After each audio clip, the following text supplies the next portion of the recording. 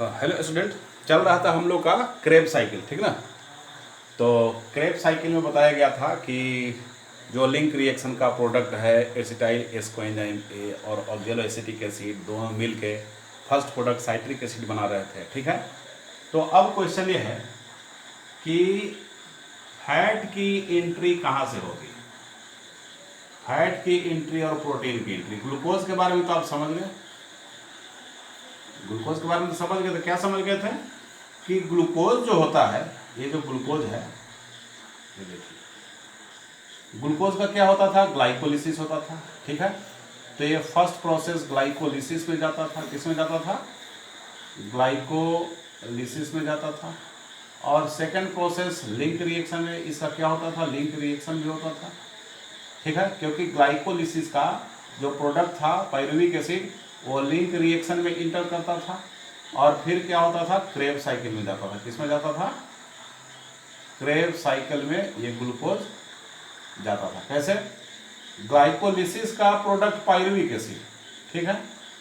Pyruvic acid गया कहाँ पे? पायरुविक एसिड गया लिंक रिएक्शन में। लिंक रिएक्शन का प्रोडक्ट एसिटाइल एस्कोएंजाइम ए, एसिटाइल एस्कोएंजाइम ए, क्योंकि सल्फर कंटेनिंग है इसलिए एस लिख दिया, ठीक है। एसिटाइल एस्कोएंजाइम ए ऑक्जेलो एसिटिक एसिड के साथ कहाँ चला गया? ये फर्स्ट प्रोडक्ट बनाने में गया, वो क्रेब्स साइकिल में चला गया, ठीक है। तो ग्लूकोज का ये होता था। फैट कहाँ से जाएगा भाई? फैट में आप जानते हैं कि फैट दो पार्ट का बना होता है। एक होता है ग्लिसरॉल का बना हुआ, एक ग्लिसरॉल का, और एक क्या होता है, फैटी एसिड का। एक ग्लिसरॉल एक फैटी एसिड। ग्लिसरॉल इंटर करेगा ग्लाइकोलिसिस में, ठीक है। ग्लाइकोलिसिस में इंटर करेगा कहां से? DIHAP वाले स्टेप से, from di hydroxy acetone phosphate वाला जो था स्टेप, वहां से ग्लाइकोलिसिस में ग्लिसरॉल इंटर करता है, ठीक है। और फैटी एसिड कहां इंटर करेगा? Fatty acid direct Krebs cycle में इंटर करता है, ये लिंक रिएक्शन में नहीं इंटर करता। किसमें? डायरेक्ट क्रेब्स साइकिल में इंटर करता है। It enters direct the Krebs cycle, ये क्रेब्स साइकिल में डायरेक्ट इंटर करता है, ठीक है। कैसे इंटर करता है आप देखिए, तो डायरेक्ट इंटर करेगा। प्रोटीन क्या करेगा? प्रोटीन क्या करेगा? प्रोटीन लिंक रिएक्शन में भी इंटर कर सकता है, ये लिंक रिएक्शन में भी इंटर कर सकता है, ठीक है, लिंक रिएक्शन में, और डायरेक्ट इन क्रेब्स साइकिल, या तो लिंक रिएक्शन में नहीं तो डायरेक्ट इन क्रेब्स साइकिल में। इसका दोनों पोजीशन है, दोनों काम इसका है, ठीक है। डायरेक्ट इन क्रेब्स साइकिल और लिंक रिएक्शन में भी इंटर कर सकता है। डिपेंड करेगा कि प्रोटीन का कौन सा एमिनो एसिड को आप एंट्री करा रहे हैं, ठीक। लेकिन ग्लाइकोलिसिस में इंटर नहीं करेगा, नॉट इन ग्लाइकोलिसिस, ये ग्लाइकोलिसिस में इंटर नहीं करता है, ठीक है। अब देख लीजिए, थोड़ा सा स्केच डायग्राम दिखाना जरूरी है आप लोगों को, ठीक है ना। तो इसको मैं मिटाता हूं, ठीक है।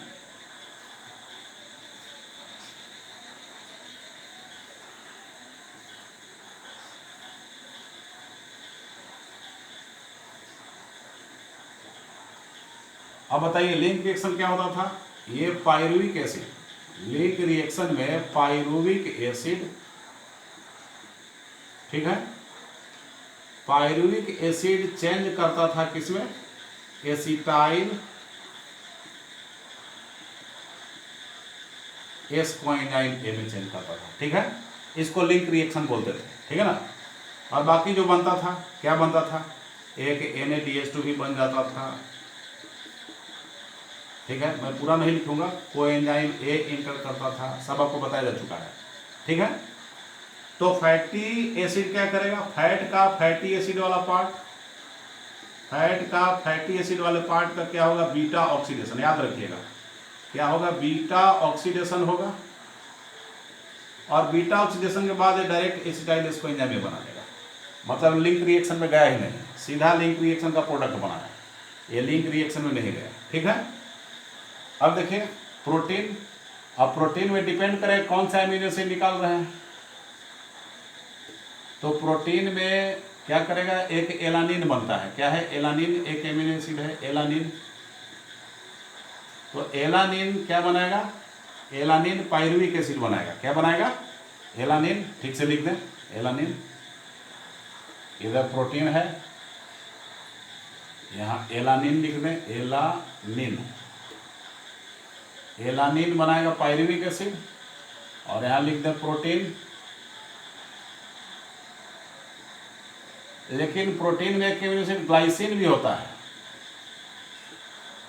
तो ग्लाइसिन रहेगा तो डायरेक्ट एसिटाइल एस्कोइंजाइम में बनाएगा। याद रखिएगा, मतलब प्रोटीन का क्या है, कुछ एमिनो एसिड लिंक रिएक्शन जा सकते हैं, कुछ एमिनो एसिड क्या है, डायरेक्ट लिंक रिएक्शन का प्रोडक्ट बनाया, मतलब लिंक रिएक्शन में नहीं गया।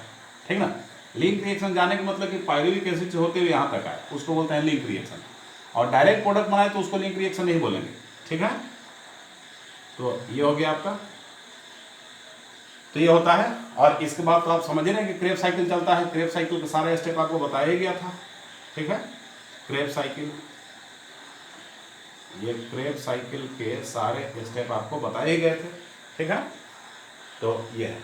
अच्छा, एक चीज और पूछेगा कि सबस्ट्रेट लेवल पे एटीपी क्रेब साइकिल में कितना बनता है?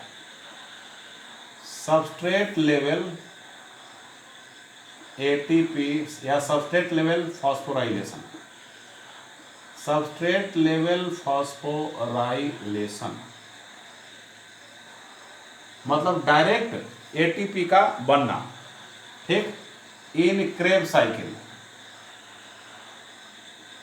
इन क्रेब साइकिल। ठीक है? वही जो बनता था, जीटीपी बनता था, जीटीपी बनता था और एटीपी बनता था, डायरेक्ट बनता था ना, जिस स्टेप में बताया गया था आपको, वही है। मतलब एक क्रेब साइकिल में एक जीटीपी और एटीपी सबस्ट्रेट लेवल पे बनता है, मतलब डायरेक्ट जो बनता है बिना इलेक्ट्रॉन ट्रांसपोर्ट के या बिना Na-DH2 के, बिना Na-DH2 के और विदाउट Fa-DH2 के। क्यों? क्योंकि ये तो इलेक्ट्रॉन ट्रांसपोर्ट में जाते हैं, ईटीएस में जाते हैं, इलेक्ट्रॉन ट्रांसपोर्ट सिस्टम में जाते हैं, तब एटीपी का प्रोडक्शन करता है। ईटीएस में जाके तब एटीपी क्या करेगा, प्रोड्यूस करेगा। कौन? Na-DH2 और Fa-DH2, याद रखिएगा। लेकिन जो direct during the course of reaction जो प्रोड्यूस हो जाए, तब हम बोलते हैं कि वो सबस्ट्रेट लेवल का हुआ। क्या हुआ? एकदम रिएक्शन लेवल पे डायरेक्ट प्रोड्यूस हो रहा है। ठीक है ना?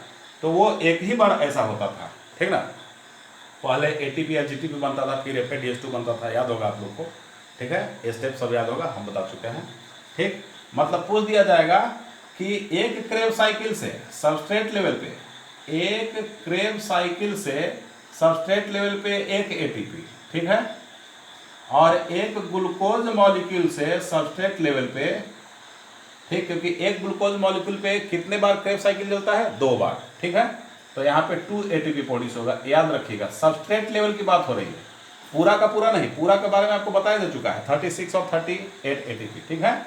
लेकिन सबस्ट्रेट लेवल में पूछा जाएगा तो एक ग्लूकोज मॉलिक्यूल से 2 एटीपी और एक क्रेब साइकिल से 1 एटीपी। ठीक है? ये प्रोड्यूस होता है। ठीक? कहाँ प्रोड्यूस होता है बताया गया था आपको। ठीक ना? तो ये है। और इसके बाद अब देखते हैं इलेक्ट्रॉन ट्रांसपोर्ट देखा जाए। ठीक है? Electron transport and formation of ATP, ATP का फॉर्मेशन और इलेक्ट्रॉन ट्रांसपोर्ट। ठीक है? तो हम देखते हैं इलेक्ट्रॉन ट्रांसपोर्ट सिस्टम।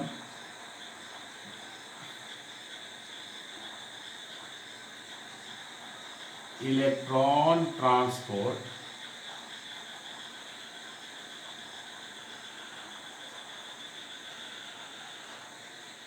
सिस्टम, इसको ईटीएस भी बोलते हैं। क्या बोलते हैं इसको? ईटीएस। ठीक है ना? ईटीएस। तो electron transport system and oxidative phosphorylation, और ऑक्सीडेटिव फॉस्फोराइलेशन,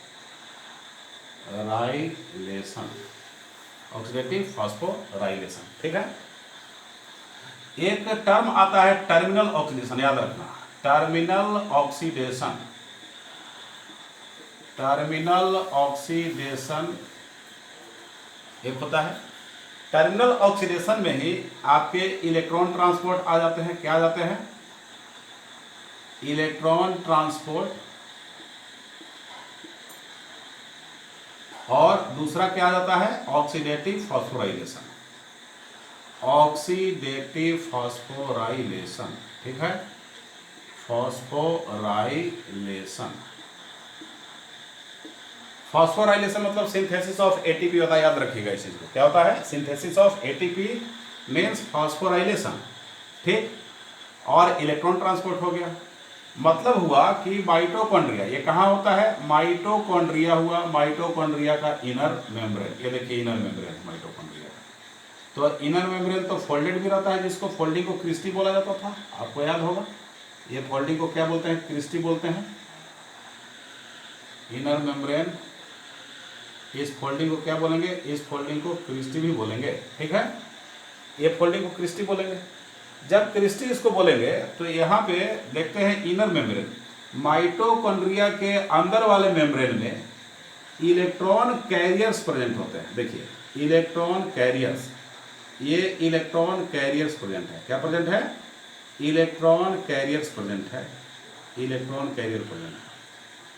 और फाइनली क्या प्रेजेंट होता है? फाइनली ऑक्सीजोम्स प्रेजेंट होता है। ये बैडमिंटन के रैकेट जैसा ऑक्सीजोम्स प्रेजेंट है। इलेक्ट्रॉन को ये कैरी करते हैं, इसलिए इलेक्ट्रॉन कैरियर्स बोलते हैं, ठीक है।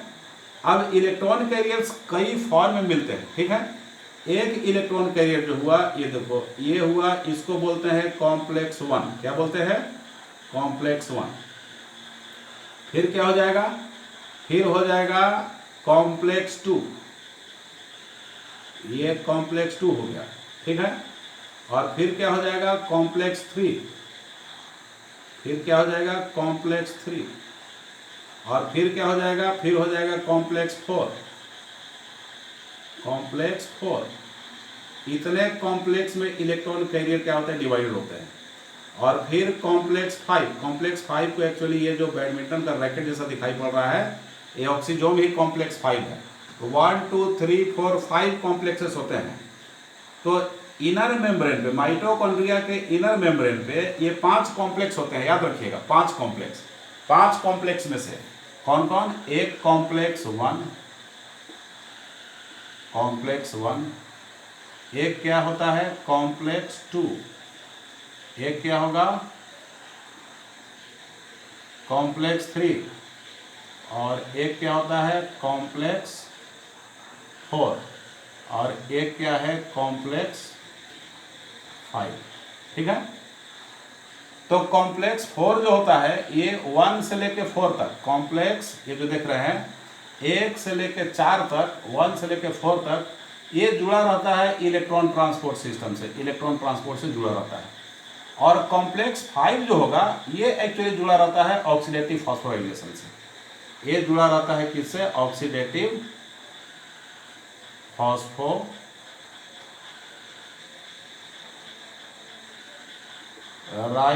से जुड़ा रहता है, ऑक्सीडेटिव फॉस्फोराइलेशन। तो पूछा जाता है क्या कि how many are the number of complexes which are connected with electron transport during respiration. तो क्या बोलेंगे आप? ये कॉम्प्लेक्सेस क्या होते हैं? 4 होते हैं, ठीक ना। 1 2 3 4 तक इलेक्ट्रॉन ट्रांसपोर्ट, इलेक्ट्रॉन कैरियर का काम करता है। और कॉम्प्लेक्स 5 जो होता है ये ऑक्सीजोम है, ठीक है। ये ऑक्सीडेटिव फॉस्फोराइलेशन क्या करता है? हेल्प करता है। तो अब एक एक करके देखते हैं जरा कैसे कैसे इलेक्ट्रॉन का ट्रांसपोर्ट होता है। तो इलेक्ट्रॉन ट्रांसपोर्ट सिस्टम को देखने के लिए अब एक एक तरीके से बढ़िया से आपको मैं समझाने जा रहा हूँ, स्टेप बाय स्टेप। उसको समझने की जरूरत है, ध्यान से एकदम। अब देखिए यहाँ पे हमने लिखा कॉम्प्लेक्स 1, ठीक है। कॉम्प्लेक्स 1 लिखा तो इस कॉम्प्लेक्स 1 का नाम है NADH। यहाँ से क्वेश्चन आ जाता है NADH2 reductase complex. NADH2 reductase complex इसका नाम होता है। NADH2 रिडक्टेज कॉम्प्लेक्स इसका नाम है, यह है NADH2 रिडक्टेज कॉम्प्लेक्स। अच्छा, इसमें क्या क्या आता है? इसमें आता है एफएमएन और एफईएस। एफएमएन फ्लैविन मोनोन्यूक्लियोटाइड, ये क्या होता है? एफएमएन फ्लैविन मोनोन्यूक्लियोटाइड, फ्लैविन मोनोन्यूक्लियोटाइड, ठीक है। ये एफएमएन इसमें आता है, फ्लैविन मोनोन्यूक्लियोटाइड इसमें आ जाता है, ठीक है। अब देखिए, अब कॉम्प्लेक्स 2 की बात आएगी, ठीक है। कॉम्प्लेक्स 2 क्या होता है भाई? कॉम्प्लेक्स 2 का मतलब है कि इसको बोलते हैं succinate, succinate CO2 reductase complex, CO2 reductase complex, ठीक है। और इसको क्या बोलते हैं? Succinate, succinate Q reductase complex, reductase complex, Q reductase complex, ठीक। अब CO2 और इसको क्या बोलेंगे? और इसको बोलते हैं FADH2 रिडक्टेज कॉम्प्लेक्स, याद रखिएगा, रिडक्टेज कॉम्प्लेक्स, ये भी इसको कहते हैं, ठीक। CO2 और Q दोनों सेम ही है, इसको यूबीक्विनोन बोलते हैं। क्या बोलते हैं? यूबीक्विनोन, याद रखिएगा, यूबीक्विनोन। और कहीं कहीं इसको UQ भी बोल देते हैं, UQ भी, यूबीक्विनोन, ठीक है। क्यों? क्योंकि ये कोबाल्ट कंटेनिंग होता है, इसलिए CO नाम रखा गया, cobalt containing compound, cobalt, cobalt, इसमें कोबाल्ट नाम का मेटल होता है, इसलिए बोलते हैं कोबाल्ट कंटेनिंग, ठीक है। तो इसको, इसमें कंफ्यूज होने की जरूरत नहीं है, यूबीक्विनोन। इसमें क्या क्या होता है भाई? इसमें आता है FADH2, फ्लैविन adenine dinucleotide, dihydrogen complex, ठीक है। FADH2, FADH2 के बाद में आपको आ जाएगा Q, मतलब आप बोल सकते हैं UQ बोल सकते हैं, या Q बोल सकते हैं, या क्या बोल सकते हैं? Q बोल सकते हैं, या इसी को COQ भी बोल सकते हैं, मतलब ये सब सेम है, ठीक है। FADH2 और यूबीक्विनोन, ये तीनों नाम एक ही है, यूबीक्विनोन, ठीक है। इसमें आता है कॉम्प्लेक्स 2 में। अब कॉम्प्लेक्स 3 में क्या आएगा भाई? कॉम्प्लेक्स 3 का क्या नाम है? कॉम्प्लेक्स 3 का नाम है साइटोक्रोम, साइटोक्रोम Q, मतलब यूबीक्विनोन, यहां फिर वही Q, मतलब कि UQ, COQ और Q, cytochrome Q reductase complex, reductase complex, मतलब साइटोक्रोम यूबीक्विनोन रिडक्टेज कॉम्प्लेक्स, Q मतलब यूबीक्विनोन, यूबीक्विनोन रिडक्टेज कॉम्प्लेक्स। इसमें क्या आता है? साइटोक्रोम B आएगा, और FES आ जाएगा, और Q आ जाएगा। Q मतलब Q बोलो या UQ बोलो, UQ बोलो, Q बोलो या COQ बोलो, कुछ भी बोल दो, तो मैं Q लिखा हूँ, यहाँ पे Q आ जाएगा कॉम्प्लेक्स 3 में, ठीक है। साइटोक्रोम B, FES और Q कॉम्प्लेक्स आ जाएगा, ठीक। साइटोक्रोम तो समझते हैं कि Fe containing iron containing compound है, ठीक। साइटोक्रोम आयरन कंटेनिंग कंपाउंड होता है। अब कॉम्प्लेक्स 4 की बात करेंगे, ठीक है ना। कॉम्प्लेक्स 4, यहां मैं कॉम्प्लेक्स 4 लिख रहा हूं, कॉम्प्लेक्स 4। कॉम्प्लेक्स 4 एक्चुअली क्या है? कॉम्प्लेक्स 4 जो होता है, ऊपर लिख दें कॉम्प्लेक्स 4, यहां लिख रहा हूं कॉम्प्लेक्स 4, ठीक है। कॉम्प्लेक्स 4, इसको बोलते हैं cytochrome C oxidase complex, cytochrome C oxidase complex इसको बोलते हैं, ठीक है। तो इसमें क्या क्या आता है साइटोक्रोम, ये कॉम्प्लेक्स 4 में, कॉम्प्लेक्स 4 में क्या क्या आएगा? कॉम्प्लेक्स 4 में आ जाएगा आपको, कॉम्प्लेक्स 4 की बात करें तो इसमें आ जाएगा साइटोक्रोम C1, क्या आ जाएगा? साइटोक्रोम C1, फिर साइटोक्रोम C, और साइटोक्रोम A, A3 आ जाता है। क्या आ जाता है? Cytochrome A3। इतना एकदम गेट बाय हार्ट याद रखिएगा इसको, ठीक, क्योंकि इसके नेमिंग से भी क्वेश्चन आ जाते हैं, ठीक है। तो आपको ये 4 कॉम्प्लेक्स जो दिखाया गया, ये 4 कॉम्प्लेक्स इलेक्ट्रॉन कैरियर्स को कंटेन करते हैं। ध्यान से कैसे, कॉम्प्लेक्स 1 जिसको NADH2 nicotinamide adenine dinucleotide dihydrogen reductase complex, ठीक है। तो इसमें आता है FMN और FES, 2 इलेक्ट्रॉन कैरियर्स आते हैं, ठीक। ये दोनों इलेक्ट्रॉन को पकड़ के आगे ट्रांसफर करते हैं, ठीक। ये इलेक्ट्रॉन को कैच करेगा और इसको ट्रांसफर कर देगा, ठीक। ये फिर आगे को ट्रांसफर करेगा, ठीक ना। तो ये सभी इलेक्ट्रॉन कैरियर हैं। तो पूछा जाएगा कि कॉम्प्लेक्स 1 में, जिसको NADH2 रिडक्टेज कॉम्प्लेक्स बोलते हैं, तो यहाँ से डायरेक्ट क्वेश्चन आ सकता है कि कॉम्प्लेक्स 1 को क्या बोलते हैं, तो NADH2 रिडक्टेज, या NADH2 रिडक्टेज को कौन सा कॉम्प्लेक्स बोलते हैं, तो कॉम्प्लेक्स 1 बोलेंगे, ठीक है। तो यहाँ से क्वेश्चन आ जाएगा फिर कि इसके अंदर में कितने इलेक्ट्रॉन कैरियर्स इंक्लूड किए जाते हैं, 2 इलेक्ट्रॉन कैरियर्स, एक FMN एक FES, ठीक है। अब कॉम्प्लेक्स 2 में इसका नाम क्या है, सक्सिनेट यूबिक्विनोन रिडक्टेज कॉम्प्लेक्स, या सक्सिनेट क्यू रिडक्टेज कॉम्प्लेक्स, या FADH2 रिडक्टेज कॉम्प्लेक्स, ठीक है। तो इसमें इलेक्ट्रॉन कैरियर कितने आते हैं, 2, FADH2 और यूबिक्विनोन, ठीक है। ये तीनों सेम नेम है, सेम। कॉम्प्लेक्स 3 में इसको साइटोक्रोम क्यू रिडक्टेज कॉम्प्लेक्स बोलते हैं। इसमें कितने इलेक्ट्रॉन कैरियर आते हैं, तो 3 इलेक्ट्रॉन कैरियर, मतलब इलेक्ट्रॉन कैच करने वाला और कैच करके आगे ट्रांसफर करने वाला, ठीक है। साइटोक्रोम B, फिर FES, फिर यूबिक्विनोन, 3 आ जाते हैं। फिर कॉम्प्लेक्स 4 में इसको साइटोक्रोम C ऑक्सीडेज कॉम्प्लेक्स बोलते हैं। इसमें कितने आते हैं, 3 इलेक्ट्रॉन कैरियर, साइटोक्रोम C1, उसके बाद C, उसके बाद साइटोक्रोम A3, याद रखिएगा। ये सभी इलेक्ट्रॉन कैरियर्स हैं, ठीक है, जो कि माइटोकॉन्ड्रिया के इनर मेम्ब्रेन पे पाए जाते हैं, उसी में प्रेजेंट होते हैं, ठीक है।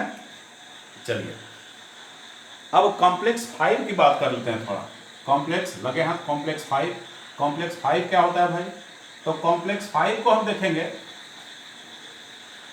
कॉम्प्लेक्स 4 के बाद कॉम्प्लेक्स 5। कॉम्प्लेक्स 5 कुछ नहीं है बल्कि ऑक्सीजोम है, ठीक ना। माइटोकॉन्ड्रिया के क्रिस्टी पे प्रेजेंट बैडमिंटन के रैकेट जैसा जो स्ट्रक्चर प्रेजेंट है, उसको बोलते हैं ऑक्सीजोम्स और F1 पार्टिकल्स, ठीक है। तो कॉम्प्लेक्स 5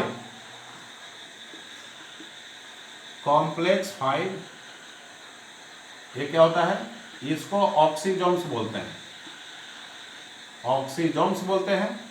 और ऑक्सीजोम में क्या होता है, इसका F0 और F1 हिस्सा होता है, ठीक। F0 और F1 पार्टिकल्स भी बोलते हैं इसको, पार्टिकल्स, ठीक। और ये करता है, क्या परफॉर्म करता है, ऑक्सीडेटिव फॉस्फोराइलेशन।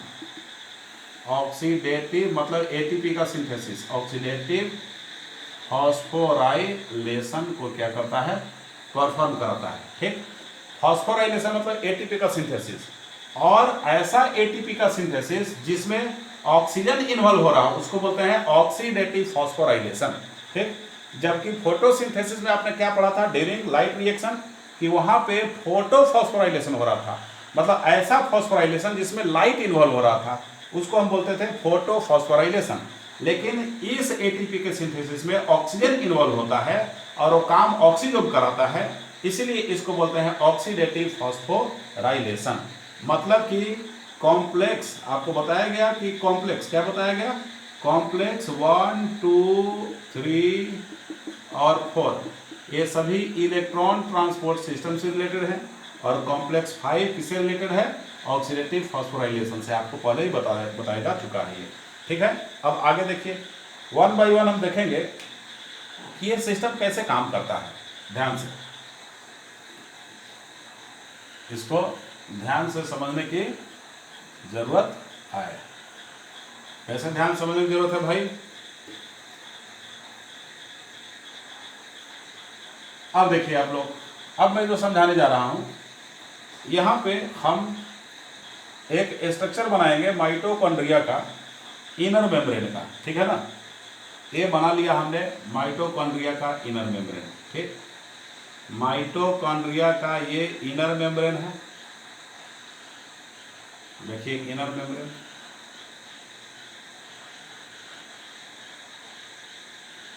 तो ये क्या हो जाएगा, माइटोकॉन्ड्रिया का आउटर मेम्ब्रेन हो जाएगा। आउटर मेम्ब्रेन मतलब यहाँ आउटर चैम्बर हो गया माइटोकॉन्ड्रिया का, ये आउटर चैम्बर हो गया, ठीक। ये इनर मेम्ब्रेन हो गया, ये आउटर मेम्ब्रेन है। आउटर मेम्ब्रेन और इनर मेम्ब्रेन के बीच के जगह को आउटर चैम्बर बोलेंगे। ये इनर मेम्ब्रेन है। इनर क्या है? मेम्ब्रेन। मैं एम बी डॉट लिख रहा हूं, आप लोग मेम्ब्रेन समझ ले कि इनर मेम्ब्रेन है, ठीक। और ये क्या है? छोटा वाला लाइन जो पतला लाइन जा रहा है, ये आउटर मेम्ब्रेन है। क्या है ये? आउटर एम बी मैं लिख दे रहा हूं, आउटर मेम्ब्रेन, ठीक है, आउटर मेम्ब्रेन। और ये क्या होता है? Inner chamber. इनर चैम्बर मतलब मैट्रिक्स, इसी में मैट्रिक्स होता है ना माइटोकॉन्ड्रिया का। ये क्या है? Inner chamber. इनर चैम्बर, ये माइटोकॉन्ड्रिया का इनर चैम्बर है। इनर चैम्बर में ही क्या होता है? मैट्रिक्स होता है। इसी में लिक्विड फील्ड रहता है, जिस लिक्विड को मैट्रिक्स बोलते हैं। क्या बोलते हैं? इसी लिक्विड को मैट्रिक्स बोलते हैं, ठीक है। अब देखिए, यदि स्ट्रक्चर बना के देखें माइटोकॉन्ड्रिया का, तो देख ले माइटोकॉन्ड्रिया का स्ट्रक्चर है। स्ट्रक्चर के बाद में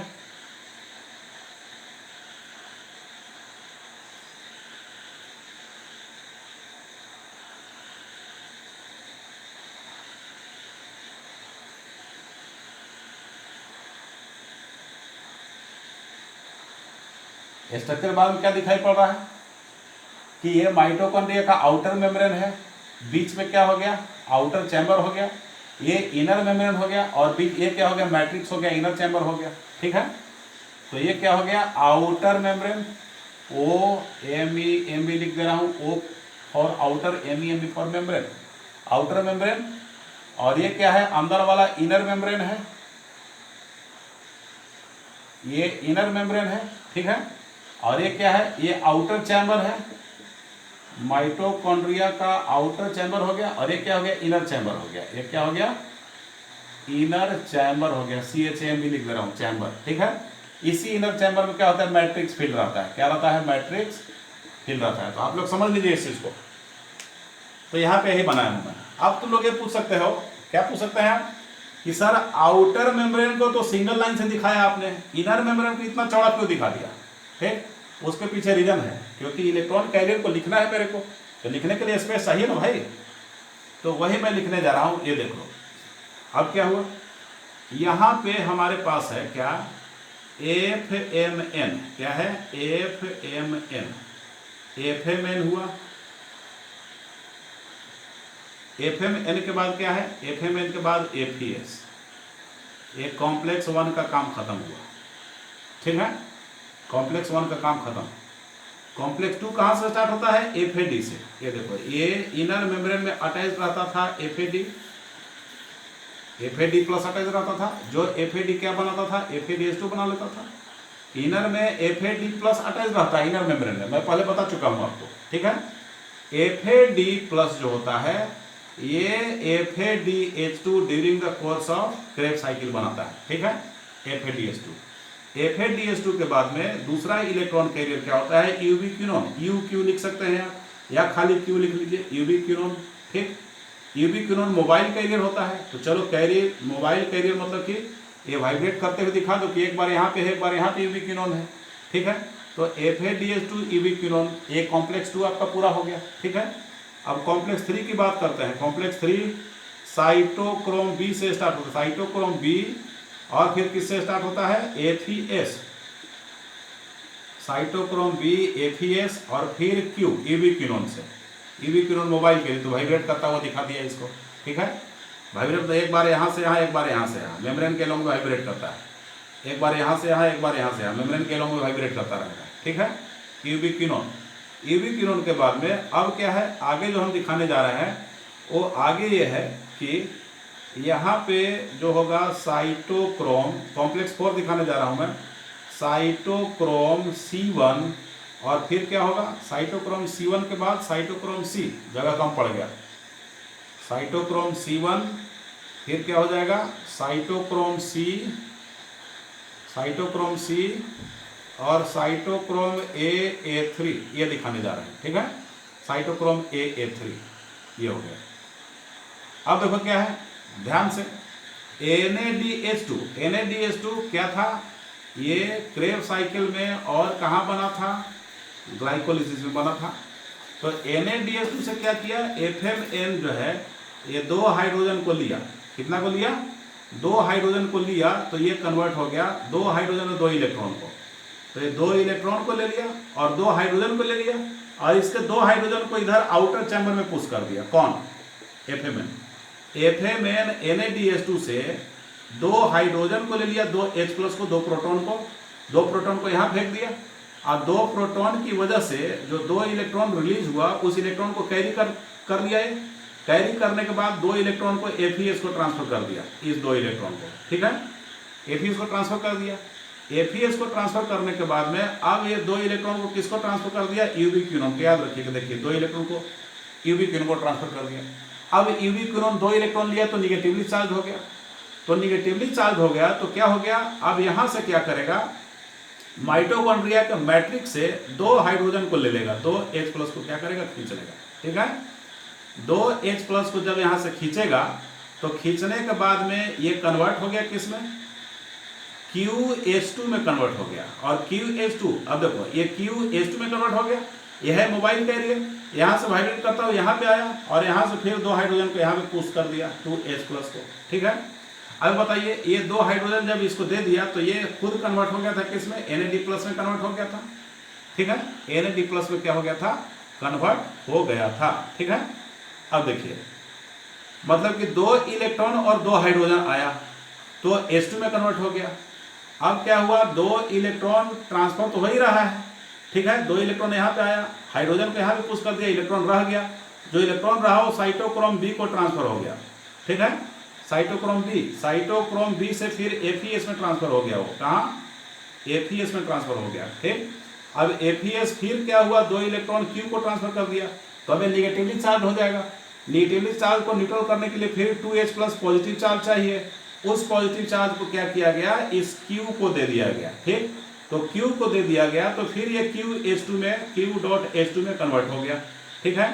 और चूंकि Q यूबीक्विनोन मोबाइल कैरियर होता है, वाइब्रेट करते रहता है, तो यहाँ पे आया और फिर पुश कर दिया आउटर चैम्बर में 2 इलेक्ट्रॉन को, 2 प्रोटॉन को, 2H+ को पुश कर दिया, ठीक है। और बदले में 2 इलेक्ट्रॉन जो था वो आगे की ओर ट्रांसफर कर रहा है, 2 इलेक्ट्रॉन आगे की ओर, साइटोक्रोम C1 से साइटोक्रोम C में 2 इलेक्ट्रॉन को ट्रांसफर कर दिया, साइटोक्रोम C से ये 2 इलेक्ट्रॉन को कहाँ ट्रांसफर कर दिया, A3 में ट्रांसफर कर दिया, याद रखिएगा, साइटोक्रोम A3 में ट्रांसफर कर दिया, ठीक है। अब देखो A3 से क्या होगा, अब इसमें इनर माइटोकॉन्ड्रिया में मेम्ब्रेन में क्या होता है, एक यहाँ पे प्रेजेंट होता है F1 पार्टिकल, देख लो F1 पार्टिकल। अब F1 पार्टिकल हम यहाँ दिखा रहे हैं, एक कंटिन्यू करता हुआ दिखाओ, ये देखो F1 पार्टिकल है, F1 पार्टिकल ऐसे दिखाया, ठीक है, F1 पार्टिकल ऐसे दिखाया। F1 पार्टिकल का ये देखो, ये जो हिस्सा है F1 पार्टिकल का, ये वाला जो हिस्सा होगा, कुछ हिस्सा ये देख लो, F1 पार्टिकल का कुछ हिस्सा जो होगा माइटोकॉन्ड्रियल मेम्ब्रेन के अंदर होगा, ठीक है। तो A3 से, ये जो A3 कॉम्प्लेक्स है, यहाँ से इलेक्ट्रॉन, ठीक है, यहाँ से इलेक्ट्रॉन आखिर गया कहाँ, यहाँ से इलेक्ट्रॉन आपको जाएगा सीधा ऑक्सीजन में, कहाँ, हाफ O2 को मिल जाएगा, ठीक है। हाफ O2 को के बाद में क्या हो जाएगा, हाफ O2 के बाद में ये H+ का, देखो आउटर चैम्बर में क्या है, H+ का कंसेंट्रेशन इंक्रीज कर गया, तो इंक्रीज कर गया तो अपने हायर कंसेंट्रेशन से अपने लोअर कंसेंट्रेशन में क्या करेगा, H+ फ्लो करता हुआ चला जाएगा, तो हाफ O2 + 2H+ भी मिल गया, क्या मिल गया, 2H+ भी मिल गया, और प्लस में 2 इलेक्ट्रॉन भी मिल गया आपको, कहाँ से, साइटोक्रोम A3 से। तो ये सभी मिलके क्या करते हैं, 2 इलेक्ट्रॉन, देखो 2 electron plus half O2 + 2H+, ये सभी मिलके H2O बना लेंगे, क्या बना लेंगे, ये H2O बना लेगा। रेस्पिरेशन में H2O निकलता है ना, देखिए H2O निकल गया, H2O बना लिया, ठीक।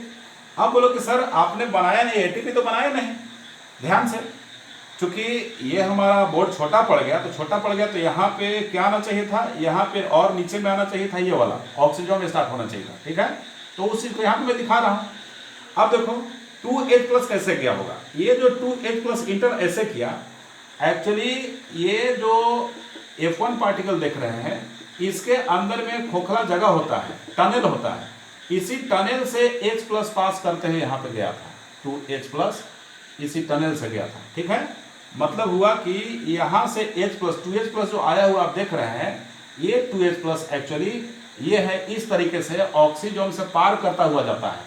तो अब बताइए ऑक्सीजन के अंदर से मतलब माइटोकॉन्ड्रिया के आउटर चैम्बर से ठीक होते हुए ये इंटर किया ऑक्सीजन के सहारे और फिर बाहर निकल गया। तो बाहर निकल गया मतलब क्या हुआ, अब देखो ध्यान से देखो तो ऑक्सीजन यही तो था, ऑक्सीजन देखो यहाँ था, ऑक्सीजन के सहारे से अंदर के आउटर चैम्बर से होते हुए कोई चीज इसके अंदर घुसा और बाहर निकला। तो ऑक्सीजन से बाहर क्या है, मैट्रिक्स है। देखिए ऑक्सीजन से बाहर तो मैट्रिक्स है, समझ रहे हैं। तो देखो ये मैट्रिक्स में ही तो आया है, देखो क्या है इनर चैम्बर मैट्रिक्स, मैट्रिक्स में तो 2H+ आया है। तो 2H+ मैट्रिक्स में जो 2H+ आया, ये 2H+ कहाँ से आया है, ये आउटर चैम्बर से फ्लो करता हुआ यहाँ पे गया है, ठीक है। 2H+ आया है जो कि इस फॉर्म में होता है, इस फॉर्म में जाता है, मतलब ऑक्सीजन के अंदर अंदर होते हुए डिफ्यूज कर जाता है, ठीक है। तो इसकी क्यों जरूरत पड़ी, आप लोग क्वेश्चन पूछ सकते हैं कि सर 2H+ तो पहले से यहाँ पे था, 2H+ पहले से यहाँ पे था मैट्रिक्स में, ठीक है। NaDH2 के पास भी 2H+ था, तो फिर यहाँ पे 2H+ लाने की जरूरत क्यों पड़ी, ठीक है। एक्चुअली जरूरत इसलिए पड़ी क्योंकि अंदर में 2H+ जो था ये लो पोटेंशियल में था, इसके पास में हाइड्रोजन के पास में कोई एनर्जी नहीं थी जिसकी वजह से वो ATP जैसे हाई एनर्जी बॉन्ड को सिंथेसाइज कर सकता है, ठीक है। तो उसको हमें हायर पोटेंशियल पे पहुंचाना जरूरी है। जैसे कि एग्जांपल के लिए आप पानी को नीचे में रखो तो कोई वर्क नहीं कर सकता, लेकिन उसी पानी को ऊपर अपलिफ्ट कर दो, ऊपर चढ़ा दो छत के ऊपर में, ठीक है, छत के ऊपर चढ़ा के छोड़ दो तो उसमें काफी वर्क करने की कैपेसिटी आ जाती है। क्यों, क्योंकि वो हाई पोटेंशियल पे चला गया, ठीक है ना। तो पोटेंशियल को हाई करने के लिए ये H+ ऑलरेडी मैट्रिक्स में भी प्रेजेंट है, आउटर चैम्बर में इसलिए पहुंचाया गया क्योंकि उसमें वर्क करने की कैपेसिटी आ जाती है, उसमें एनर्जी आ जाती है, किसमें, H+ में, ठीक, क्योंकि इसका पोटेंशियल एनर्जी बढ़ गया, ठीक है ना। जब बढ़ गया तो आप बताओ हायर कंसेंट्रेशन से मतलब हाई पोटेंशियल से अब H+ क्या है, लो पोटेंशियल की ओर जा रहा है, ठीक है। जब हाई पोटेंशियल से लो पोटेंशियल की ओर कोई चीज जाता है, सपोज करो ऊपर से नीचे की ओर वाटर फ्लो कर रहा है, तो उस वाटर फ्लो में पावर आ जाता है ना, एनर्जी आ जाती है। तो एनर्जी आ जाएगी उसमें, तो क्या होगा, उस एनर्जी को हम कन्वर्ट करेंगे ATP के सिंथेसिस में। किसमें कन्वर्ट करेंगे, ATP के सिंथेसिस में। क्यों, क्योंकि F1 पार्टिकल का ये जो पोर्शन है वो F0 है, ऑक्सीजन का बेस वाला पोर्शन F0 है, और ये हेड वाला पोर्शन जो होता है, हेड वाले पोर्शन को F1 बोलते हैं। क्या बोलते हैं, F1 बोलते हैं। ये क्वेश्चन भी आता है आपको कि हेड वाले पोर्शन क्या कहा जाता है, तो हेड वाले पोर्शन को F1 बोलते हैं, F1 पार्ट बोलते हैं। और ये F1 एक इसमें एक एंजाइम होता है, उस एंजाइम को बोलते हैं एटीपेज। क्या बोलते हैं, एटीपेज एंजाइम बोलते हैं, इसी के हेड में रहता है। मतलब F1 में एटीपेज एंजाइम होता है, याद रखिएगा इस चीज को, एटीपेज, PASE, एटीपेज, ठीक है। एटीपेज का पूरा नाम है एडिनोसिन ट्राई फॉस्फेट सिंथेटेज, ठीक है। इसको ATP सिंथेटेज भी बोलते हैं। एटीपेज को क्या बोलते हैं, ATP सिंथेटेज, यहाँ लिख दे रहा हूँ, ATP सिंथेटेज को एटीपेज भी बोलते हैं। क्या बोलते हैं, इसको एटीपेज भी कहा जाता है, ठीक है, एटीपेज भी कहा जाता है। अब देखिए ये एटीपेज क्या करेगा, ये एटीपेज जो हुआ ये एक ADP के मॉलिक्यूल को इनऑर्गेनिक फॉस्फेट से जोड़ेगा और जोड़ने के बाद में क्या बनाएगा, ATP बनाएगा। तो क्या हुआ, हाइड्रोजन जो प्रोटॉन जो फ्लो किया अपने हायर पोटेंशियल से लो पोटेंशियल की तरफ, जो प्रोटॉन फ्लो कर रहा है, इसकी वजह से जो एनर्जी रिलीज हुआ उस एनर्जी का यूज हो गया इसको जोड़ने में, ADP और इनऑर्गेनिक फॉस्फेट को जोड़ने में, जिसकी वजह से ATP बना। तो देखो ATP बन रहा है, तो ATP बनने को बोलते हैं फॉस्फोराइलेशन, और चूंकि ऑक्सीजन इन्वॉल्व हो रहा है इसके बनने में, ठीक है, तो ऑक्सीजन इन्वॉल्व हो रहा है इसीलिए हम इसको बोलते हैं ऑक्सीडेटिव फॉस्फोराइलेशन। तो ये हो गया आपका इलेक्ट्रॉन ट्रांसपोर्टर ATP का क्या हुआ, सिंथेसिस हो गया, ठीक है। एक बार फिर से समझ लीजिए आप क्या है, इलेक्ट्रॉन को ट्रांसपोर्ट करने की क्यों जरूरत है, इसलिए जरूरत है क्योंकि हमें किसी न किसी तरीके से आउटर चैम्बर में प्रोटॉन को क्या करना है, प्लेस कराना है। प्रोटॉन मतलब H+ आयन को, हाइड्रोजन प्लस H+ आयन को। क्यों, क्योंकि H+ आयन का भंडार मैट्रिक्स भी था। जब मैट्रिक्स था तो मैट्रिक्स के होने की वजह से, ठीक है, यहाँ पे H प्लस का पोटेंशियल कम था, तो इसके पोटेंशियल एनर्जी को बढ़ाने के चक्कर में इस H प्लस को पुश किया गया मैट्रिक्स से। कहाँ पे पुश किया गया? आउटर चैम्बर में पुश किया गया। ठीक है, अब आउटर मैट्रिक्स से आउटर चैम्बर में आया तो इस H प्लस की हाई पोटेंशियल हो गई। ठीक है, जब हाई पोटेंशियल हो गई तो अब यही H प्लस क्या कर रहा है, अपने हाई पोटेंशियल मतलब आउटर चैम्बर से फिर से फ्लो किया इनर चैम्बर में, जिसको मैट्रिक्स बोलते हैं। ठीक है, कैसे फ्लो किया? एलॉन्ग द ऑक्सीजोन्स, ऑक्सीजोन के एलॉन्ग में फ्लो करता है। ठीक है, सभी जगहों से नहीं, ऑक्सीजोन के अंदर में टनल होता है, खाली जगह होता है, वहां से डिफ्यूज करेगा, डिफ्यूज करेगा। अब देखिए 2H प्लस पे 1 ATP बन रहा है। कितने ATP? 1 ATP। अब बताओ NaDH2 की वजह से आउटर चैम्बर में कितने H प्लस फ्लो किया? 2, 2 4 और 2 6, 6H प्लस। मतलब कि हर एक 2H प्लस पे 1 ATP। इसीलिए ना बोलते थे कि 1 NaDH2 सिंथेसाइजेस 3 ATP।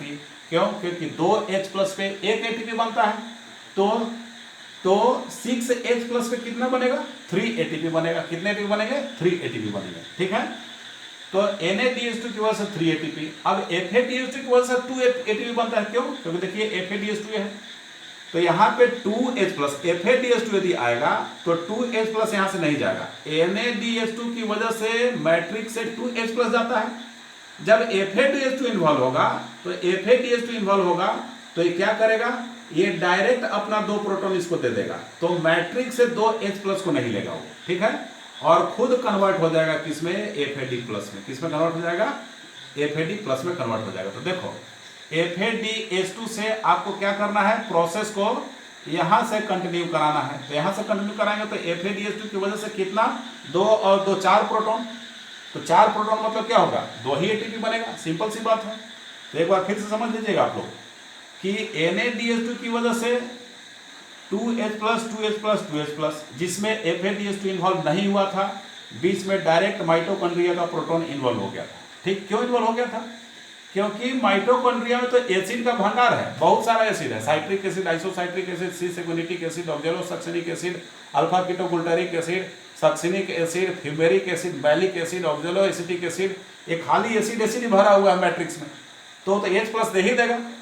तो NaDH2 यदि जाएगा तो मैट्रिक्स वाले H प्लस को यूज करेगा, और FADH2 इन्वॉल्व होगा तो अब इस स्टेप पे कम से कम मैट्रिक्स वाले H2 को प्रोटॉन को यूज नहीं करेगा। आगे में यूज कर लेगा, लेकिन खुद के पास इसके पास प्रोटॉन है, तो अपने जहां से स्टेप को इनिशिएट करेगा वहां से मैट्रिक्स से H प्लस को ये नहीं लेगा, अपना खुद H प्लस को दे देगा। इसको याद रखिएगा। मतलब NaDH2 की वजह से NaDH2 अपना H2 दिया, प्रोटॉन दिया, यहाँ पे आ गया, फिर मैट्रिक्स का प्रोटॉन लिया, यहाँ पे आ गया, फिर एक बार मैट्रिक्स का प्रोटॉन लिया, यहाँ पे आ गया।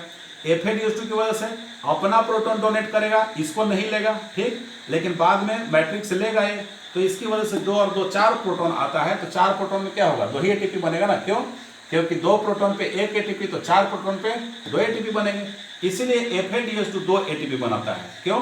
क्योंकि FADH2 की वजह देखो 2H प्लस तो 1 ATP, फिर 2H प्लस तो 1 ATP, 2 ATP। तो NaDH2 क्या करता है? 6H प्लस को पुश करता है, इसलिए 3 ATP बनाता है, और FADH2 4H प्लस को पुश करता है, इसलिए 2 ATP बनाता है। ठीक है, तो आप इसको लिख लीजिए। क्या लिखेंगे? NaDH2 क्या लिखेंगे यहाँ पे? यहाँ पे हम लिखेंगे कि NaDH2 पुशेस, ये क्या करता है? Pushes 6H plus, 6H plus कहाँ? Towards the outer chamber. ठीक है, तो 6H प्लस पुश करेगा तो क्या करेगा? 3 ATP।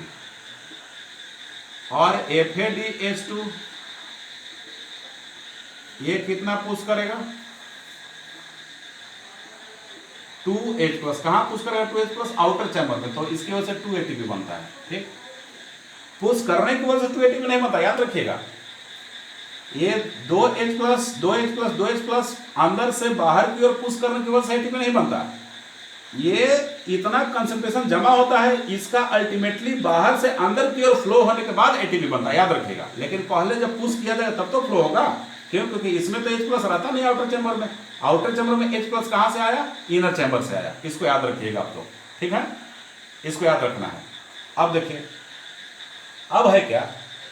कि यहाँ पे हमने आपको इलेक्ट्रॉन ट्रांसपोर्ट और ऑक्सीडेटिव फॉस्फोराइलेशन दोनों पढ़ा दिया।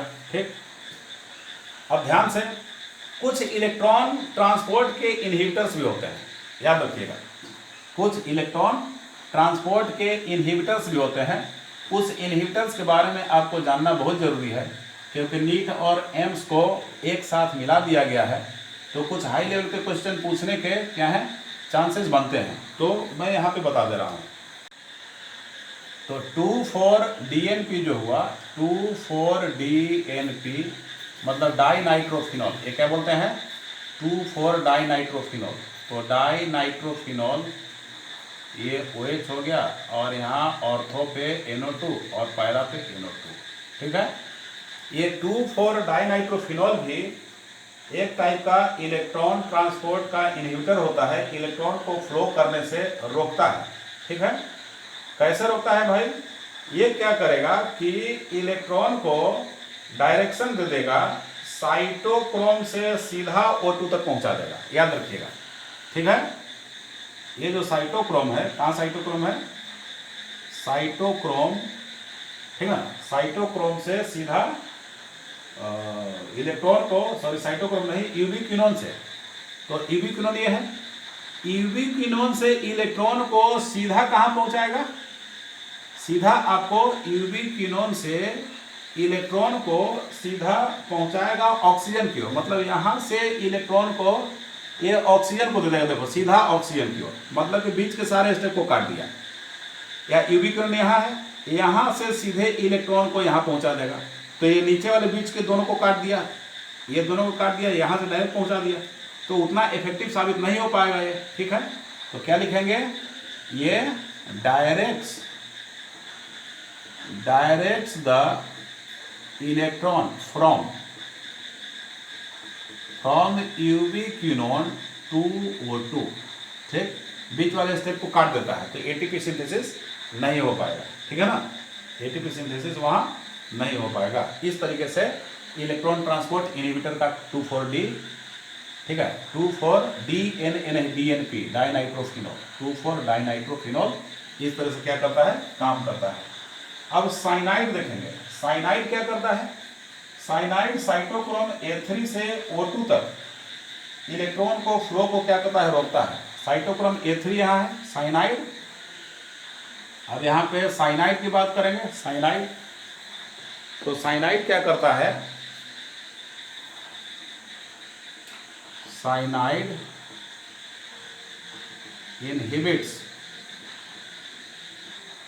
inhibits the electron to pass from, ठीक है, ये रोकता है इलेक्ट्रॉन को साइटोक्रोम A3 से O2 तक जाने में, फ्रॉम A3 टू O2। देख लो A3 से, ये A3 है, यहाँ से O2 तक जाने में इलेक्ट्रॉन को, A3 है, यहाँ से O2 तक इलेक्ट्रॉन जाने में इनहिबिट कर देगा। तो इनहिबिट करेगा तो क्या होगा, एटीपी का सिंथेसिस नहीं होगा। ठीक है, तो इस तरीके से क्या करेगा, इलेक्ट्रॉन ट्रांसपोर्ट को ये रोकता है।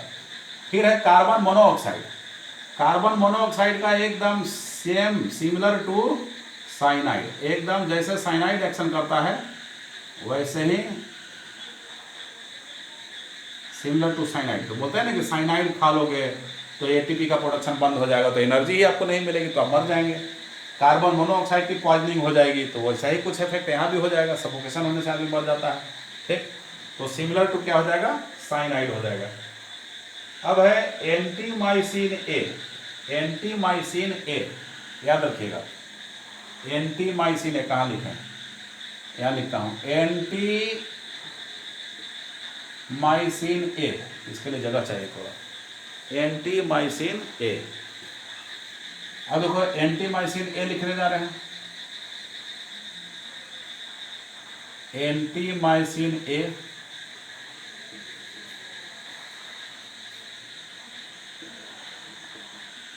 ये है एंटीमाइसिन ए। ठीक, ये क्या करता है, ये इनहिबिट करता है, inhibits electrons to flow, electron के फ्लो को इनहिबिट करता है, कहाँ से, फ्रॉम फ्रॉम कहाँ से कहाँ तक करेगा, साइटोक्रोम बी से साइटोक्रोम C1 तक, from cytochrome B to cytochrome C1। देखो बी से C1, देखो बी FeS QH2 और C1 यहाँ तक के स्टेप को साइटोक्रोम बी से लेके साइटोक्रोम C1 तक के स्टेप को रोक देगा वो, ठीक है। कौन, एंटीमाइसिन ए। और एक रोटिनोन होता है, ROTENONE, रोटिनोन, ठीक है। तो रोटिनोन क्या करेगा, ये NADH2 से यूबिक्विनोन तक ये क्या करता है, इनहिबिट करता है, इनहिबिट्स इलेक्ट्रॉन्स टू पास और फ्लो, कुछ भी लिख सकते हैं, टू पास फ्रॉम या तो NADH2 और नहीं तो FADH2 यूबिक्विनोन, मतलब कि Q की बात करते हैं। तो NADH2 से देखो, NADH2 क्या है, ये NADH2 है, यहाँ से यहाँ तक के फ्लो नहीं होने देगा, या यहाँ से यहाँ तक के फ्लो को नहीं होने देगा। FADH2 से यूबिक्विनोन, मतलब इस सिस्टम को रोक देगा या इस सिस्टम को रोक देगा, ठीक है। तो ये रोटिनोन का काम है। इतने इलेक्ट्रॉन इनहिबिटर्स थे और यही आपका क्या था, electron transport and oxidative phosphorylation. Okay, thanks.